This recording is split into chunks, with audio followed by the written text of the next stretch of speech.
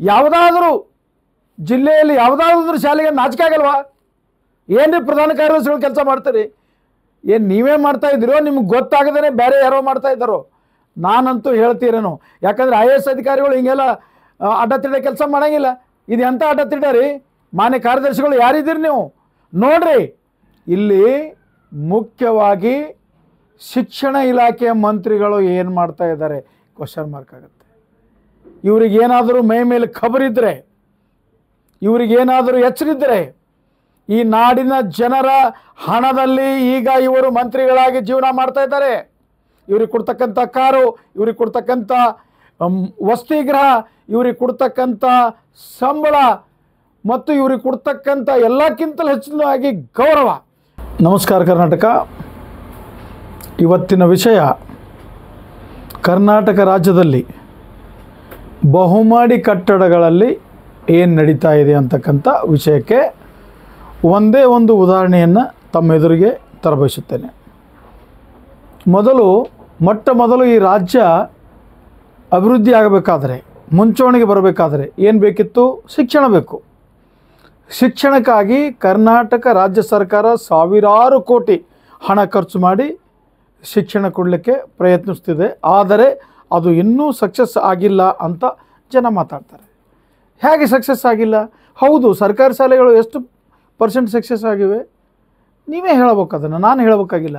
ಏನಾಗ್ತಾಯಿದೆ ಮುಖ್ಯವಾಗಿ ಇದನ್ನೆಲ್ಲ ಯಾಕೆ ಹೇಳ್ತಾ ಇದ್ದಾನೆ ಅಂತಕ್ಕಂಥ ವಿಚಾರಕ್ಕೆ ತಾವು ಬಂದರೆ ತಪ್ಪೇನಲ್ಲ.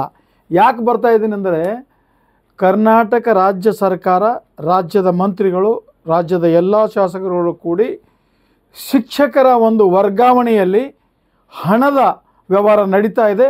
ಅದಕ್ಕೆ ಕಡಿವಾಣ ಹಾಕೋಣ ಅಂತ ಒಂದು ಮಹತ್ತರವಾದ ಉದ್ದೇಶವನ್ನು ಇಟ್ಟುಕೊಂಡು ಕೌನ್ಸಿಲಿಂಗ್ ಮುಖಾಂತರ ರಾಜ್ಯ ಮಟ್ಟದಿಂದ ಹಿಡಿದು ಜಿಲ್ಲಾ ಮಟ್ಟದವರೆಗೆ ಶಿಕ್ಷಕರನ್ನು ಕೌನ್ಸಿಲಿಂಗ್ ಮುಖಾಂತರ ವರ್ಗಾವಣೆ ಮಾಡ್ತಕ್ಕಂಥ ಒಂದು ಕಾನೂನನ್ನು ಜಾರಿಗೆ ತಂದುಬಿಟ್ರು. ಇದು ಕೌನ್ಸಿಲಿಂಗ್ ಅನ್ನು ತಂದಿರತಕ್ಕಂಥದ್ದು ದೊಡ್ಡ ಒಬ್ಬ ಭಾರಿ ನಾನ್ ಕರಪ್ಟ್ ಮಂತ್ರಿಗಳಾಗಿರ್ತಕ್ಕಂಥ ದಿವಂಗತ ಗೋವಿಂದೇಗೌಡರು ತಂದಿರತಕ್ಕಂಥ ಈ ಒಂದು ಕಾನೂನು. ಮುಂದೆ ಅದು ವರ್ಗಾವಣೆಗೆ ಕೂಡ ಅದನ್ನೇ ಮುಂದಿರ್ತಕ್ಕಂಥ ಎಲ್ಲ ಮಂತ್ರಿಗಳು ಸಚಿವ ಸಂಪುಟ ಒಪ್ಪಿಗೆ ಕೊಟ್ಟು ಅದನ್ನು ಮಾಡಿದರು.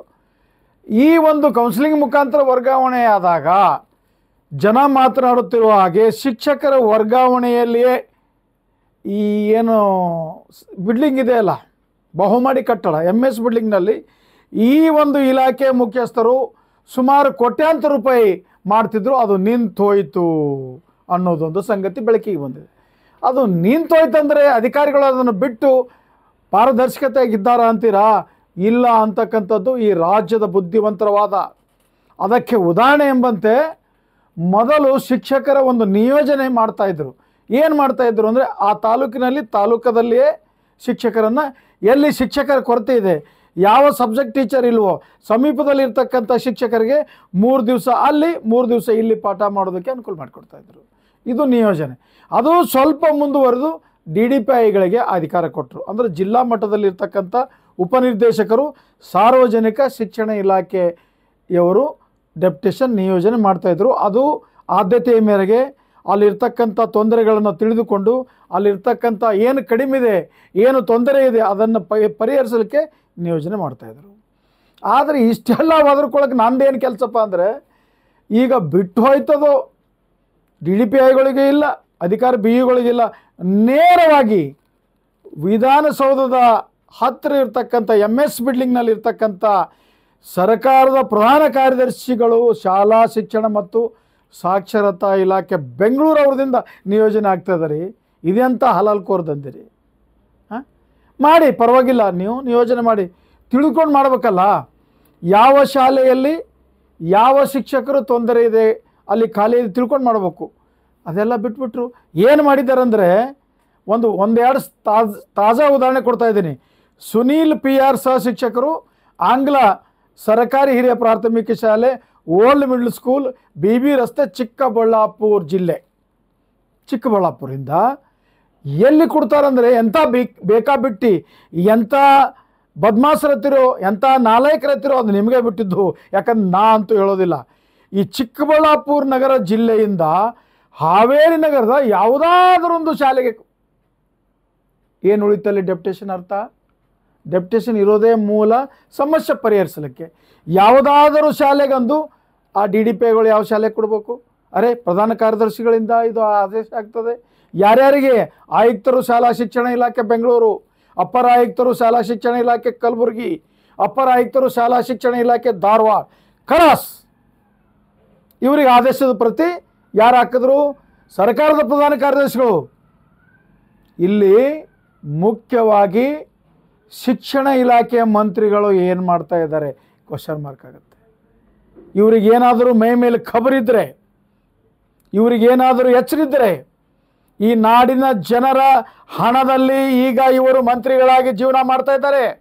ಇವ್ರಿಗೆ ಕೊಡ್ತಕ್ಕಂಥ ಕಾರು, ಇವ್ರಿಗೆ ಕೊಡ್ತಕ್ಕಂಥ ವಸತಿಗೃಹ, ಇವ್ರಿಗೆ ಕೊಡ್ತಕ್ಕಂಥ ಸಂಬಳ ಮತ್ತು ಇವ್ರಿಗೆ ಕೊಡ್ತಕ್ಕಂಥ ಎಲ್ಲಕ್ಕಿಂತಲೂ ಹೆಚ್ಚಿನದಾಗಿ ಗೌರವ, ಅದು ಒಂದು ವೇಳೆ ಇವರಿಗೆ ಈ ಕರ್ನಾಟಕ ಸರ್ಕಾರದ ಶಿಕ್ಷಣ ಮಂತ್ರಿಗಳಾಗಿರ್ತಕ್ಕಂಥ ಮಧು ಬಂಗಾರಪ್ಪನವರಿಗೆ ಏನಾದರೂ ಇದು ಎಲ್ಲದರ ಮೇಲೆ ಈ ರಾಜ್ಯದ ಜನತೆ ಮೇಲೆ ಗೌರವವಿದ್ದರೆ ಇದನ್ನು ನಿಲ್ಲಿಸಬೇಕು. ಬೇಕಾಬಿಟ್ಟಿ ಡೆಪ್ಯುಟೇಷನ್ ಯಾಕೆ? ಹಿಂದಿನಂತೆ ಆಯಾ ಜಿಲ್ಲೆಯ ಉಪನಿರ್ದೇಶಕರಿಗೆ ಕೊಡಬೇಕು, ತೊಂದರೆ ಅರಿತು ಮಾಡಬೇಕು.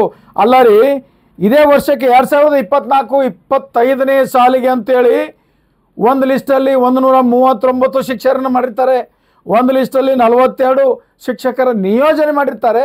ಮಾಡಲಿ, ಪರವಾಗಿಲ್ಲ.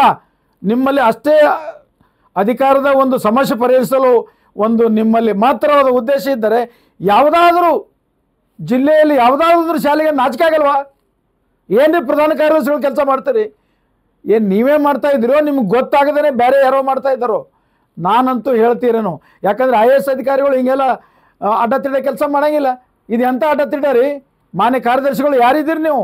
ನೋಡ್ರಿ, ನೋಡಿ ಈ ಕರ್ನಾಟಕ ರಾಜ್ಯದ ಸರ್ಕಾರಿ ಶಾಲೆಯಲ್ಲಿ ಓದ್ತಕ್ಕಂಥ ಮಕ್ಕಳ ಒಂದು ಮೆದುಳಿಗೆ ಮಣ್ಣು ಹಾಕಬೇಡಿ, ವಿದ್ಯೆ ಕೊಡಿ. ಒಂದು ವೇಳೆ ನೀವು ಮಣ್ಣು ಹಾಕೋ ಕೆಲಸ ಏನಾದರೂ ಮಾಡಿದರೆ ನಿಮ್ಮ ಮಕ್ಕಳಿಗೆ ಎಂದು ಸರಿ ಚಲೋ ಆಗೋದಿಲ್ಲ, ನೀವು ನರಳಿ ಸಾಯಬೇಕಾಗುತ್ತದೆ ಅಂತ ಇಲ್ಲಿರ್ತಕ್ಕಂಥ ನಮ್ಮ ರಾಜ್ಯದ ಹಿರಿಯರು ಮಾತನಾಡ್ಕೊಳ್ತಾ ಇದ್ದಾರೆ. ಆದ್ದರಿಂದ ದಯವಿಟ್ಟು ಈ ಬೇಕಾಬಿಟ್ಟಿ ನಿಯೋಜನೆ ಡೆಪ್ಯುಟೇಷನ್ನ ಕೈ ಬಿಡಬೇಕು. ಇದರಲ್ಲಿಯೂ ಕೂಡ ನಾನು ಕೇಳಪಟ್ಟಿದ್ದು ಖರೇನೋ ಸುಳ್ಳು ನನಗೆ ಗೊತ್ತಿಲ್ಲ, 10,000 to 20,000 ರೂಪಾಯಿ ತಗೊಳ್ತಾರೆ ಅಂತಕ್ಕಂಥ ಸುದ್ದಿ ಹರಡುತ್ತಾ ಇದೆ. ಆದ್ದರಿಂದ ಇಂಥ ಒಂದು ಕೆಲಸಕ್ಕೆ ಸರ್ಕಾರದ ಕಾರ್ಯದರ್ಶಿಗಳ ಮಟ್ಟದಲ್ಲಿ ಇಂಥ ಕೆಲಸ ಆಗಬಾರ್ದು. ಅದನ್ನು ನಿಲ್ಲಿಸಿ ಅಲ್ಲಿ ಇರ್ತಕ್ಕಂಥ ಶಾಲೆಗಳಲ್ಲಿ ಇರ್ತಕ್ಕಂಥ ತೊಂದರೆಯನ್ನು ನಿವಾರಿಸಲು ನೀವು ಆಯಾ DDPIಗಳಿಗೆ BUಗಳಿಗೆ ಅಧಿಕಾರ ಕೊಡಬೇಕು. ಅವರೇನಾದರೂ ತಪ್ಪು ಮಾಡಿದರೆ ನೀವು ನಿರ್ದಾಕ್ಷಿಣ್ಯ ಕ್ರಮ ತೆಗೆದುಕೊಳ್ಳಿ. ಇಲ್ಲವಾದರೆ ಶಿಕ್ಷಣ ಇಲಾಖೆ ಈ ರಾಜ್ಯದಲ್ಲಿ ಹಾಳಾಗಿ ಹೋಗೋದರಲ್ಲಿ ಯಾವುದೇ ಸಂದೇಹವಿಲ್ಲ.